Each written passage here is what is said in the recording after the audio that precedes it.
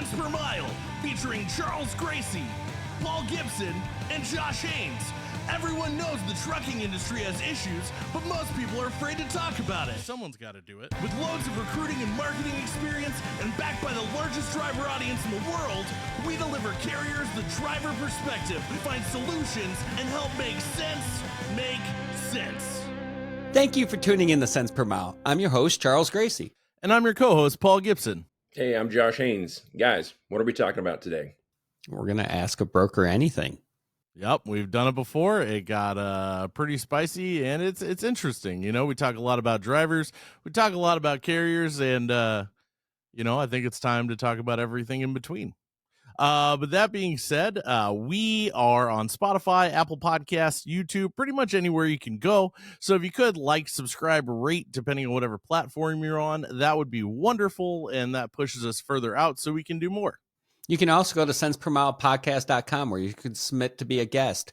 You can submit a topic or even to become a sponsor. So we actually don't have any sponsors this week, which would be a great time to apply to be one. So there's you could be hanging out with us, or at least your ad. So, but with that, another thing coming up is F3, the Future of Freight Festival put on by FreightWaves, which there's a good chance you might be watching that on FreightWaves. Or us on FreightWaves. So that being said, we will be there and we will actually be partying. But there is a link that you can use from us to where you get a pretty steep discount. And, you can tell everybody, a guy. And full disclaimer for our bosses that are watching, it's not a party. They call it a festival. It's truly work. It's a lot of blood, sweat, and tears that go into this. So no worries. You clearly don't party the right way if you say that. Paul, shh. Fair enough. Okay, well, you're right. It is time for the news. All right, so it's time for 10-2 News, where we look at CDLLife. We check some of the coolest stories from the past couple weeks, or weird or relevant. And this week, a bridge collapses under a semi-truck hauling hay. Apparently, it kind of hit the top, but it sort of essentially on the bridge caused a collapse. I mainly picked this story just so I could say that was clearly the straw that broke the camel's back. But no, it did hit the rails, and it was an oversized load of hay. So Charles, what would you do in that situation, having been a driver before? I'm looking at this picture, and I think we should put it up on the screen, but absolutely, if this was me, I'd probably take a selfie and say, hey, it's my last day, because that's obviously how this is going.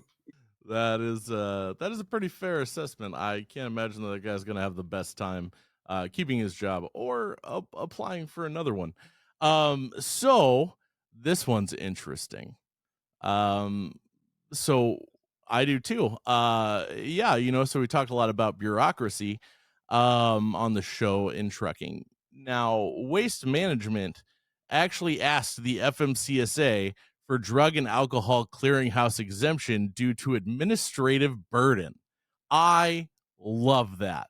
But apparently every time that, they have a driver that, because they actually send drivers out to different trucks in different places, they would have to go through the clearinghouse process every time. And they were like, hey, this is affecting our business. This is ridiculous. Welcome to the club. It's affecting everyone's business. It's a burden on everyone. The entire thing is a burden. Oh, I don't disagree. And I think, I've got some pretty hot takes on that one that I'll stay away from right now because we don't have time to go into them, other than the fact that it's really interesting the amount that it took to fund it and the amount that it brings in every year and when it'll be profitable. Paul, I thought we said we weren't going to go down that rabbit hole. It was just the cliff notes. So they basically, they put drivers in other trucks and have to constantly redo that. So they were like, yeah, this is affecting our business. But yeah, it affects a lot of trucking companies. Maybe not quite at that level, but it isn't a pretty, it's one more thing to stack to the beginning. And I'm curious what is going to be the next thing that gets added to that process, which processing drivers has become so much that most companies have a processor in their recruiting department. Or processors. Facts. All right. Well, that being said, It is time to go behind the desk with Tenstreet. Thanks, guys, for having me on. My name is Bryn. I am an account manager with Tenstreet, and I just wanted to take a second to talk about Driver Appreciation Week, considering it is right around the corner. So I used to work on the retention team when I was with my carrier, and I got the opportunity to see how much work goes into appreciating our drivers. Even just putting on that 1 week event, right? But it's super important that we show that appreciation throughout the year. And at Tenstreet, we've got a rewards tool that makes that easy. Instead of having to pick out like a physical item, we have a tool that allows you to like assign points to drivers that they can exchange for gift cards. And those gift cards can be anything from like Pilot or Flying J to Amazon and Walmart to Petco. So they've got their dogs out on the road with them.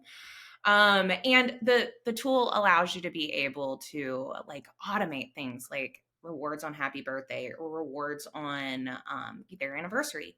Also, the longevity 30, 60, 90 days, even up to 180 days, like auto assigning those points just makes it easier for your team.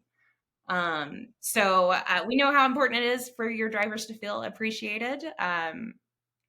On top of the automation, you can also, we're working on a way to be able to bulk assign those points.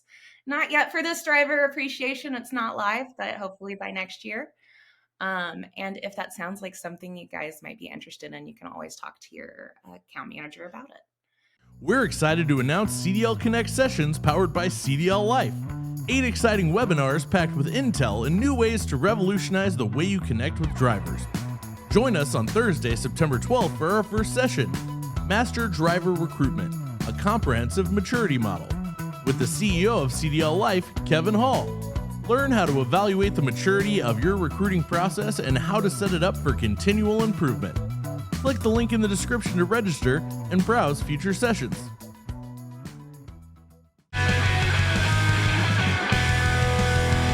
All right, so it's time to make sense, our main topic. And today we're talking about and talking with brokers. We actually didn't do a behind the wheel because, well, the drivers asked us to ask them questions, and it's going to be pretty interesting. But real quick, even though we've had this before, but it was like 2 years ago.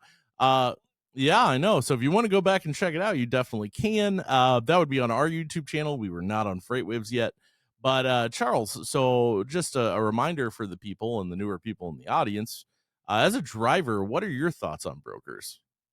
When I was a driver, before I had the exposure I have now to them, I used to think the whole process was ridiculous. I mean, I have to do all this app tracking and all this other stuff, and yet you somehow manage to call me when I'm sleeping. You can clearly see in the tracking that I'm not moving. And then there was a transition period. I actually got out of the truck and I still had brokers calling me for load updates. Like someone goofed up and still had my name attached to loads going around, and I hadn't been in a truck for almost a year after that. So a lot of questions that have been answered since, but it's a lot due to the guests that we have coming on. You know, these are friends of the show, friends of ours, and they do allow a little bit more transparency than what we see in the process. I don't know about that. I feel like Paul is coming on later. The last time we asked him about transparency, he said, if you hate capitalism because broker transparency is socialism. That being said, though, you also pointed out that your name was on those loads, you know, with what we talked about with cargo theft and etc. Last week. If those brokers still had you attached to those loads and something happened with them, would you be responsible for that? No, clearly not responsible, because I can clearly show I didn't get a paycheck. But I mean, that's not indicative of truth either, because a lot of drivers work and don't get paid enough anyway. So that's a whole nother discussion. But I think it's more indicative of on the carrier side, you know, what systems do they have in place? How much of the blame is actually on the brokers and how much of it goes onto the carriers that might not be as transparent in the process or honest? Well, and with drivers not getting paid enough, which is something we've harped on a long time, a lot of the audience questions have to do with, why do you get a big chunk of my pay when I don't get paid very much already?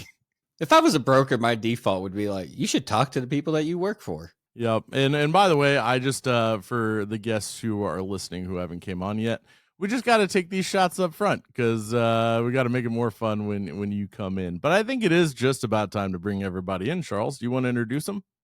Yeah. So for our guests that are going to answer your questions, we have Sage from Sage Logistics. We have Paul from Freight Caviar, and we have Robert from Strongest Man in Logistics. That would be Special Agent Sage Smith to get that correct. Continue on. Fact checkers already checking in. Nice. Yep. So, Charles, what's the first question we got from the audience? So the first question we got was, why is your rate so low when fuel prices are through the roof? I think we'll give that one to Paul, since he's a returning guest. Yeah, why are rates so low? Well, there's just way too many brokers out there competing for these loads. So they're all kind of underbidding each other in the hopes of getting that freight and in the hopes of making a little bit of margin. As we all know, the market's pretty bad right now. It's been bad for the last couple of years. There's been an influx of brokerages on the market ever since the pandemic, and they're all fighting for the same freight. And so it's, the shipper's looking who's going to give them the cheapest price. Not every shipper's like that. Some shippers value relationships and service, but I would say most shippers probably look at the price point. And because of that, it just, a race to the bottom where like right now the market's bad. And unfortunately, brokers are making it worse. Well, brokers thinking they can make some money, and obviously, if they're probably covering it somewhere around that price point. So like it just shows the market's really, really bad right now. I had to take that jab, my guy. You make a point though. It's a valid point. Like there's a lot of bad brokers out there, and like honestly, like there's bad drivers too. There's bad podcasts.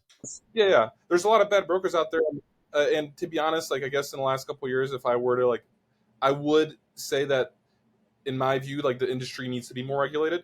Does it require broker transparency like from rates? Probably not, but like regulated in the sense like if you're opening a brokerage, you should have some sort of I don't know, like check system where the government checks like, okay, like is this going to be a good broker? Are they following rules? Is there a way for the carrier to report the broker if they're violating laws or like maybe just doing a poor job? So I do think there should be more regulation when it comes to like becoming a broker. It's way too easy to become a broker nowadays. Paul, I think you're the first person that we've had on the show that said there should be more regulation. That is the second hottest take you've given us on the show. Yeah, I have an interesting view of like opinions because like more regulation kind of sounds a little bit more like socialism. It's not capitalism, right? But when you look at like the industry overall, like you look at like the meat industry, like it's regulated because it's safeguarding our health, right? Like, well, there's like the boar's head situation right now going on in the U.S., which I'm not sure if you heard about that, which is like devastating, and people are dying because of listeria and the meat and stuff like that. But it's like the industry before, I think like Rockefeller or whichever president regulated the meat industry, like the meat industry was a terrible industry because like you get food poisoning from food, and then they regulated it to make sure that to safeguard people's lives. And it's like the same thing. I have the feeling like in logistics and trucking, like we have to be safeguarding, businesses and individuals with all this rampant fraud and, like all the bad stuff that's going on in this industry. There should be some more regulation. Nice.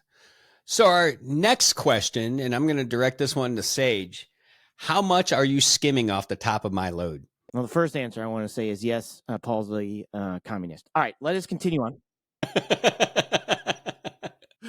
Oh, it just gets better and better every time we do this. Oh my God. I got a question for you, brother. So how much am I skimming off the top? So for when I kind of look at the freight in which I move things that are overdimensional freight, large. So I'm a little bit different than everybody else. But one of the ways I kind of explain how much it may or may not come off the top of loads, it varies on different loads and where it's going, what I'm handling and things like that. How much am I handling? Again, I do overdimensional. But the best way to interpret like why do I take so much or why am I taking the amount that I'm taking is before that driver even, let's say it's a van load, backs into a door and touches a dock, I have done the things way before they even got that opportunity.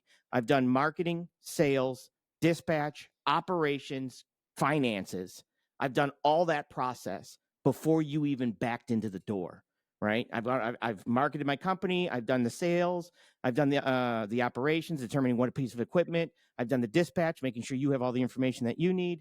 And then I've done the credit checks to make sure I'm going to get paid, to make sure you're going to get paid, right? So this is a process that if you were to hire someone to fill that void, you got to basically hire 5 people to do what I'm doing for you. So when it comes to how much do I take for that process, I take what I believe I'm worth to make sure that the process goes smooth for the drivers that I hire. And it's difficult for drivers to understand that all of that's happening, because a lot of times they have the windshield view of things, but they don't have that top-down view of things. And that's the specialty in which brokers handle, is the actual middle management skill of connecting the drivers, the multiple customers that are in line, because it's not just, shipper, broker, driver, receiver. A lot of times you might have 4 or 5 or 6 different aspects, from engineering companies to project management companies to manufacturing companies to receivers, that are all in that line. So it's putting that management skills together with all those other aspects is the reason I make the money I make. So having owned a business and being on the business side of things, I get that, right? And I totally appreciate that. Cost is time, time is money. That kind of thing. But I guess when you look at it from the top down like that, and you grab all those pieces and put them together, how often are you actually looking at what the driver is worth in the freight that you select to go through that process to get? So for me, what I do differently than the other 2 communists on the panel is how I handle things is I basically say, Yeah. Robert hasn't even had a chance. either way, I basically look at a driver. I don't tell a driver how much this pays. It's the driver's job to tell me. Like anybody that's hauled my freight, that I ask them, what do you need? It's going from here to here. Here's the load. Here's what it pays. Here's what it's going on. What is your price? That driver's job is to tell me. I can't take a supervisory role in the business. I have to, or nor can I take a supervisory role in the shipper. Like, so if a driver comes to me with a realistic price, now if they tell me $10 million a mile, obviously it's not realistic.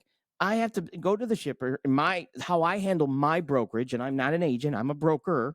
How I handle my brokerage is I go back and explain that to the, here's where we're at. I got a truck. He's this far away. He's got this type of equipment, blah, blah, blah. Here's his price. How do you want to proceed with this? So how I handle it is probably way different than these guys handle it. And I've had multiple fights with other brokers because of the way I handle it. That checks out. that checks out. Sage is different. I am.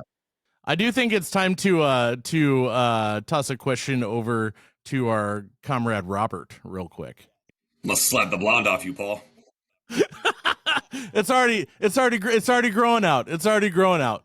Hey, all right. So, Robert, one of the questions that was repeated a couple times from a couple different submissions was, why do you expect us to take all the risk while you sit in the office? So, one, I would ask those to define risk. If it's the risk of being on the road, that is part of the role that you've taken. There is not necessarily all the risk, though. The financial risk that's being taken by the broker is significant. If anybody thinks otherwise, look at what's going on with the fraud in the industry for the last 4 years. Brokers take on significant financial risk versus some carriers. Now, do you take on a lot of risk as a driver or as a carrier? Absolutely you do. I'm not going to discount that. Everything from getting it out of the truck to hooking up a trailer to being on the road with your 80,000-pound missile, 100% they take on risk. When you look at a broker in any industry, doesn't matter if it's ours or elsewhere. Hot Seat Services has Rent a Recruiter. I think Sage did a great Hey, job. Michael, explaining have you that. heard that Hot Seat Services Rent a Recruiter service will place their staff in your organization similar to a temporary hire model? No way, what else does it do? Follow me, I have to tell everyone. They take leads in existing databases to put new hires in your business's trucks. Still, and again, you have to look at how you frame this mentally. Come on! Their model's more cost efficient an because their outsourced recruiters are Salesforce trained and and get your outsourced pipeline flowing administration easier and force faster. for the drivers that you work with. No way. And Anything else? When you No matter explain that, how and when many you work hires with they folks make, that it's actually a set cost understand per week, so the the more they business, get, the it better makes it their a lot client's less cost per adversarial. hire gets. One thing that has to be Holy sh! really, For really more worked on information and to from find out for perspective is yourself, go it to is not us versus them. hotseatservices.com. It is not drivers versus brokers. It is not carriers versus brokers. We're two sides of the same coin. And so when you understand that, and then you start to look at, okay, how do we make this actually fair? When rates are low, listen, that's what it is right now. Rates are low. It's going to bounce back. And when it bounces back, does this become, all right, you put us in the hospital, we put your guy in the morgue? No, it can't necessarily be that way. We've got to start actually looking at we are extensions of the other one, so we do need to work together. So the average salary, according to the internet, of a broker is higher than the average salary of an over-the-road truck driver. Who's more important? The broker. Well, okay. So again, qualify it. No. Let me explain. Right. So one you have to understand is that as you go up the hierarchies of business, right? If you were to be building a business and you were that company, when you build that from, let's say, owner of the company down to CEO level, C executives, and then you go down to sales managers and down to dispatchers and down to truck driver, the aspect of the truck driver within the hierarchy of a business is where it's at the bottom of that. So now you are the truck driver still, right? Until you get somebody driving that truck, you're still driving that truck. So there is a hierarchy of business. Salespeople are some of your top paid people because they're bringing money into your company. They're not taking money out of your company, right? Depends. Well, truck drivers, normally you're paying them, right? So the people that are normally bringing the money into your company. So you pay salespeople to be able to have the skills to bring money into your company before you can dispense the money out of your company. So when companies are being built, you have to look at a hierarchy of businesses that are being built, so that you can see in regards to what levels people should be paid, right? So, and you can think of this as a military aspect, right? When I went into the Coast Guard, I came in as what they call non-rate. I was paid very little. As I, scaled up and made petty officer and so on, people were underneath me. I made more money. So you don't pay somebody that's orchestrating, or the whole system or multiple people less than the person that's technically, like it or not, normally at the bottom of the hierarchy of that business. So what you're telling me, Sage, is that Driver Appreciation Week really is like throwing a pizza party for entry-level employees. Does somebody else want to take this? So the more important, that question comes down to what are you talking about for more important? If it's how you're going to execute the freight, execute the freight. The driver is more important. If it's going to get the freight, service it, work with the customer, the broker is going to be more important. You have to define that a little bit. This whole, is Driver Appreciation Week just an overblown pizza party? You could look at it that way, but also, again, you have to stop thinking of it as us versus them. When you keep it as an adversarial conversation, then it is, and it's worthless, and you shouldn't even have the pizza party. Just call it what it is. If you're at the bottom of the totem pole, you're at the bottom of the totem pole. That's the job that you took on. Either upskill yourself or kind of deal with it. Or you look at it from a much more collaborative perspective and say, okay, you don't have freight to move unless you've got a broker or a person that you work with that gives you freight. I don't get my freight moved. I don't get my cut unless you're moving it. So we need each other. So stop all the bickering and actually work together. Crazy idea. Paul, what do you got for us on this? I want to say, because Sage, you said that the trucker takes money out of the business, but the driver actually is the reason why trucking companies make money, because that's literally what they offer as a service, is providing transportation. So but the driver's hauling one load versus a broker who could be booking 20 to 30 loads and be making a little bit of a cut on each one of those, right? So you're just maximizing the ability to create more revenue. On a typical load, they just say a broker will make $100. Let's just say it's 10%, and then the actual broker who books it gets 10% of that, so they make $10.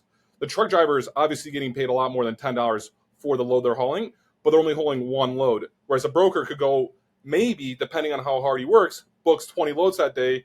20 times 10 is 200. He makes $200, which could be, I don't know, maybe the truck driver makes right around the same amount.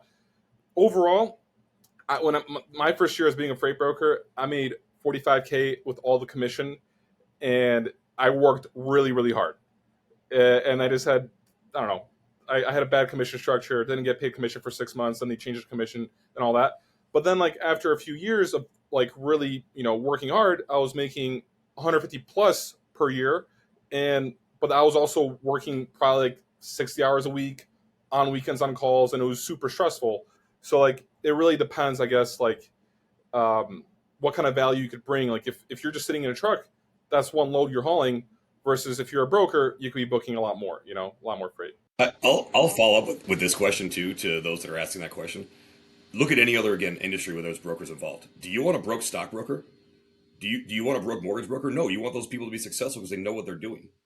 So you want them to be making money. What's the difference in your freight broker? That checks out. And I kind of want to tie it together because, it's always this drivers versus brokers.